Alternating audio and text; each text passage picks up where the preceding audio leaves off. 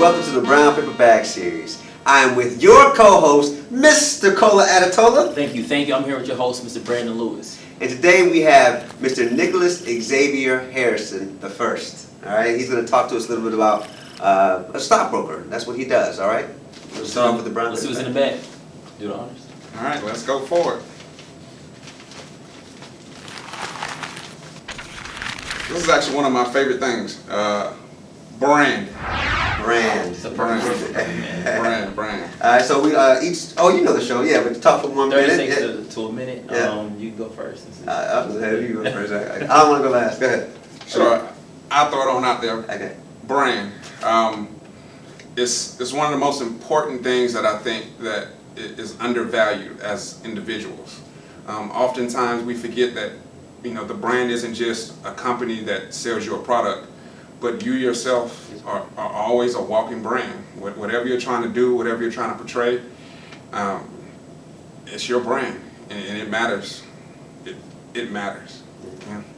I'd say that branding is very important. It can last with you for a lifetime, right? There are still things that I probably did when I was in middle school that people will still go back on because that was my brand at the time of who I was and how I sold myself. But one thing that I'll always say is that branding can be recreated, right? You can go through a metamorphosis and sort of change some of the things that may be associated with you. So I go back again to high school and people, the way that people knew me then, like my brand, who Brandon Lewis was. But yet I went to Fort Valley State and was able to change that image. And so just because you have a particular way in which you're selling yourself or selling a product, always know that you can continue to improve upon it until you sort of shape it into this beautiful thing that you want it to be.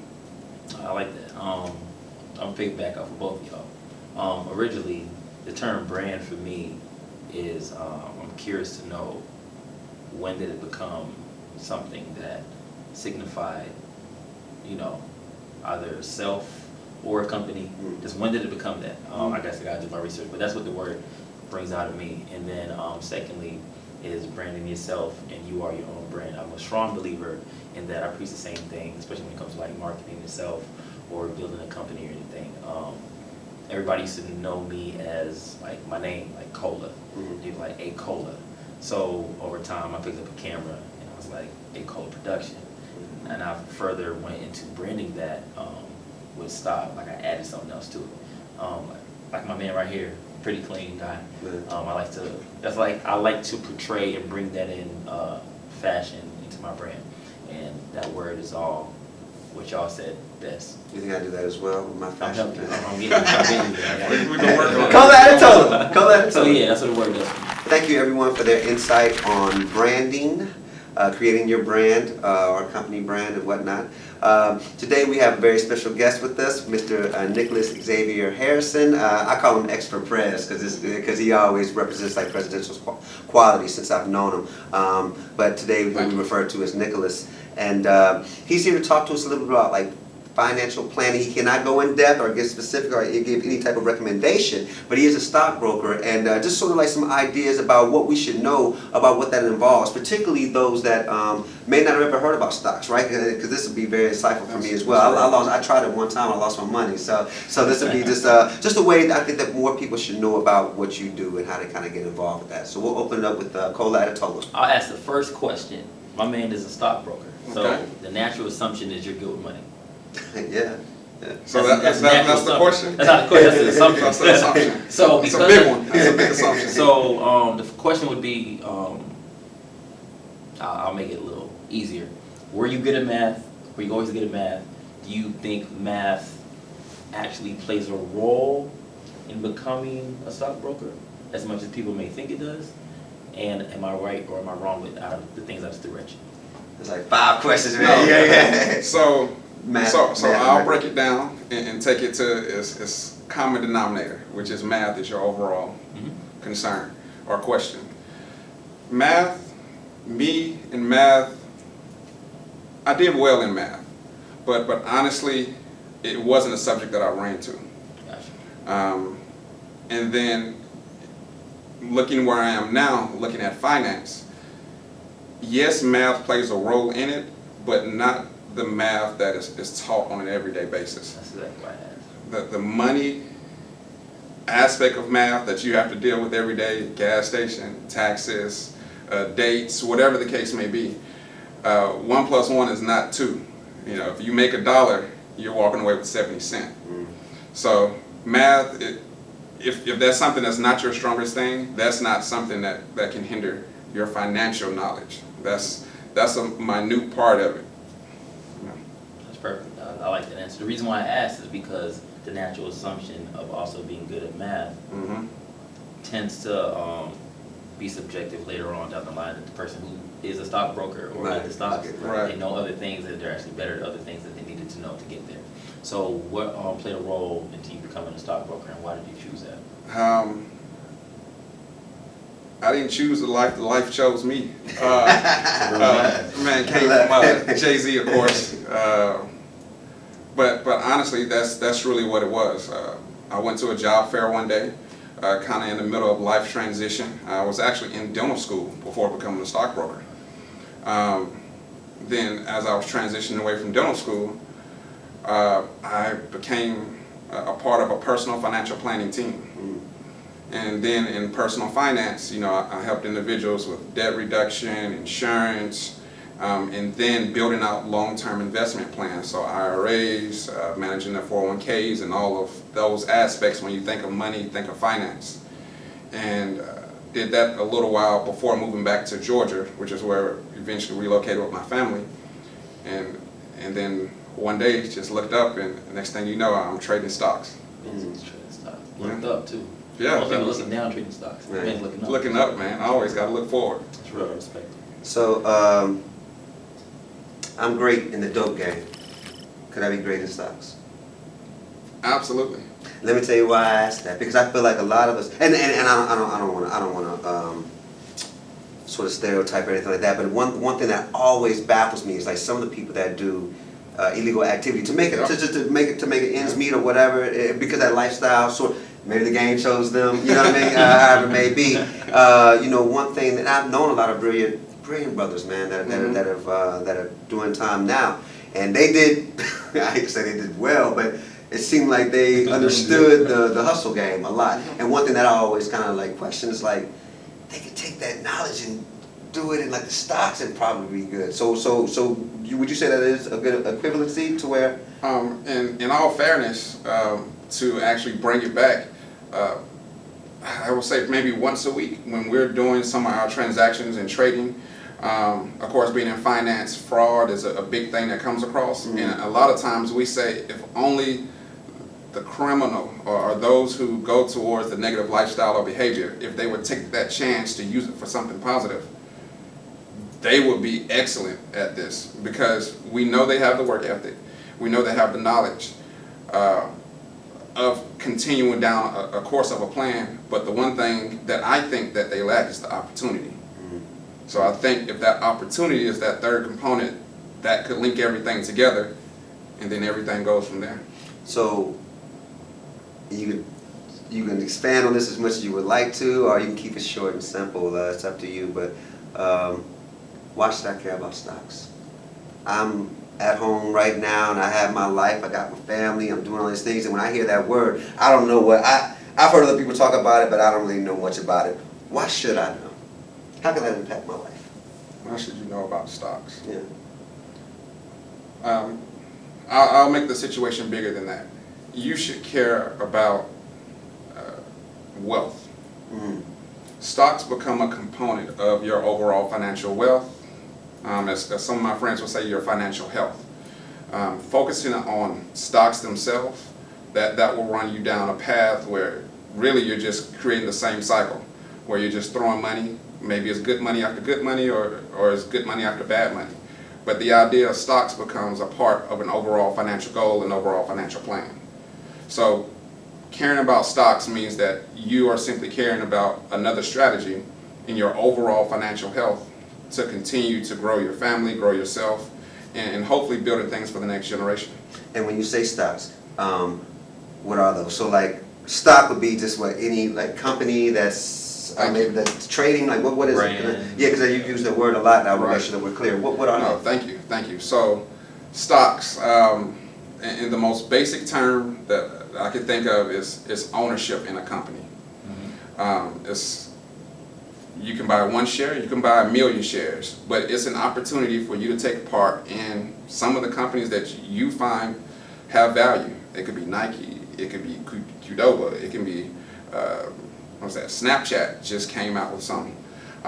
Then there's some small startup. There are many different kinds of stocks that exist, but what they do is offer you an opportunity to participate in companies that you find value in. So, I engage in stocks to a certain extent. I trade stock options. Okay. Stock options, that's not basic level, okay. But to jump into stocks at all, the Mhm. main thing is the term risk, taking risk. Absolutely. Many people are scared of risk, or they see risk as something they should fear. I want to say, what would you advise? How would you feel like is the best way to explain this risk is not a bad risk to take? So I'll say like this, with everything and every choice that you make, whether it's financially, whether it's your career, whether it's your family, they all carry a certain amount of risk. Right. So you must sit down and develop, again, a plan for what risk becomes acceptable. So do you go in here and say, I'm going to invest $1,000 right now into a stock when you don't have a tank to go into the gas? Might not be the smartest thing to do. But you know, if you have sat down, you come up with a financial plan, you have situations laid out in front of you, and this is something that if you lost it tomorrow, it will not change the current circumstances of your life, of your family, whoever depends on you, then maybe that's something you possibly could consider. So I think it was like having chance or whatever that you just sort of got into this business or whatever. Definitely. Right? It all sort of, you said you started with you going to a career fair, There's right? literally a That's career right. fair in a hotel in Nashville, Tennessee. Right, and so now, I mean, you have all this knowledge behind you. So I would ask you, like, I don't have that exposure, and I didn't go to that career fair, right? But I'm watching this, and it's like I've heard about stocks again. I want to learn more. What would be some ways in which I can sort of start off that process? What would be a recommendation that you would make for me? I've heard about it. I got a couple of extra money that I was going to put over here and throw it away. It really wasn't going to be able to come back to me. It was like, you know what? I want to invest this. What do I do? What are some ways to get started? Do what you do every day. Pull up your phone, Google something. Google. There are a lot of online resources that literally will go through and define every single term, from stock to stock options to mutual funds to exchange traded funds. What is the stock exchange? Where are they bought and sold? One of the biggest exchanges is actually located in Atlanta, Georgia, but a lot of people don't realize it because they just think of the New York Stock Exchange. Right. But there's ICE here. So Google. And then a lot of brokerage houses will allow you to do what is known as paper trading. Paper trading is where you go in, you make an account, and you start placing trades, but without money. So yeah. You tried to get me to do that one time. I think you started something one time where it was like, so I can kind of learn. So I can learn a little bit about the paper trading. Paper trading, absolutely. Yeah, that's what I was talking about. No, in all fairness, yes, paper trading. Yeah. Just so you can get used to what it, that right? looks like. And I didn't know what I was doing, but yeah, you were just telling me, yeah, so that was really cool. Did you feel like that was a risk? Do you feel like you would? Well, no, because I think the way, Nicholas was just trying to state, hey, if you all want to learn a little about the stock market, you can try to do this paper trading. I think he set up like something just to kind of like, to play around with it. Yeah, absolutely. Yeah, and I didn't do so well, but some of my frat brothers were doing really well. But I wanted to make ask one more question. I was working at a very elite private school here in Georgia, right? And when I say elite, I mean it's like $1 million parents and so forth. And I'll never forget that I was talking to this young kid. He was in the 3rd grade, and he told me that he had like $10,000 in the stock market, right? And this was on the playground. One time. Right? You said 3rd grade? 3rd grade, and $10,000 in the stock market. Then his dad helps him. Correct. So, but he kind of helps. He's learning how to make the decisions, learning like when to trade, all these different things, right? So he was telling me about it, and at first I was like, $10,000, like man, I don't have. I wish I had 500 to put in, but his level of knowledge and exposure at 3rd grade, right? Mm-hmm. So my question would be that the vast majority are not in that predicament. So if you have third graders or second graders or whatever that are getting into the stock market like at that age, does that mean that they're already gonna have a huge advantage 10, 15 years down the line? Because I don't know, like I said, I didn't learn about stocks till I'm in my 20s. So is this something that all parents should start sort of exposing to their kids at a young age, even if they may not know much about it, say, hey, we need to learn a little bit about this? Absolutely, man. It definitely goes back to the home. It goes back to education. I'll say this. My parents are not doctors by any stretch of the imagination. But as I mentioned earlier, I was in dental school. I had the privilege of going to Meharry Medical College before becoming a stockbroker. And the one thing they did was put me next to individuals who were. So they knew what they couldn't do. So they wound up allowing me to go with people who could. And that was the beautiful thing about it. And then the educational factor, one thing that I think is great about Gwinnett County, just to throw that one out there, as part of their curriculum for 6th and 8th graders, is to attend this Junior Achievement Academy. Oh, right. I've done that. It's an awesome experience. It's down here in Atlanta, sponsored by Chick-fil-A. They have, it's a national community service effort. But in 6th grade, the kids must learn to balance a household budget. Oh, yeah. That household budget is everything you can think of. And then in 8th grade, they must then run a business. So now that business part of ownership again, and just, it's about exposure. And it's just an amazing thing. Yeah, I wish I had that when I was in school. Absolutely. Just like Brent, I didn't learn about stocks or anything about money and investments till my 20s. And I had to self-learn about it. I had to teach myself technically. No, that's the same thing for me. I'm in finance, and my first real finance course was the sales training class that I had. Wow. When I joined the financial planning firm. Steep learning curve, but well worth it. Well worth it. So again, we would like to thank Mr. Nicholas Xavier Harrison for coming by today to talk to us about stocks, investment. He did not give a personal recommendation. Let's make sure we're clear about that. But just having like a little insight about ways to think about that. If you're not knowledgeable about various types of investments, or if you would like to get into them, like Nicholas recommended, start with Google, right? The time that we spend focused on something that's just wasting time, including myself, let's see if there's a way in which we can learn about investing that might impact not only your personal household, but might also impact the community that you live in as well. All right, so we'd like to thank you for your wonderful insight, and we'll pass the a.kola to Tola for the last segment. This segment we normally like to ask, or we call it the book of the week. Not only a book though, you can recommend anything, like words of advice, words of acknowledgement, or a book you're actually reading. But just for the viewers to go get in contact with or something. Oh, man. I'll say this made me realize one thing about myself, realizing I was coming onto the show, knowing that you guys encourage, that book of the week. I realized that I always have something in my hands. And at this time, I'm juggling about 3 different books. One called The Love Dare. It's something about relationship, stronger relationship, especially with your spouse. Just recently ordered Boondocks College by Regina Bradley, a young lady who is doing remarkable things in education. But the book that I'm holding near and dear at this point, I'm actually rereading it as I'm trying to make further plans for myself. It's called The 12-Week Year. The 12-week year encourages you to stop thinking of everything in such a massive situation that you must approach. But what little things must be done in order to achieve that? So what can I do every 12 weeks that help me down that path?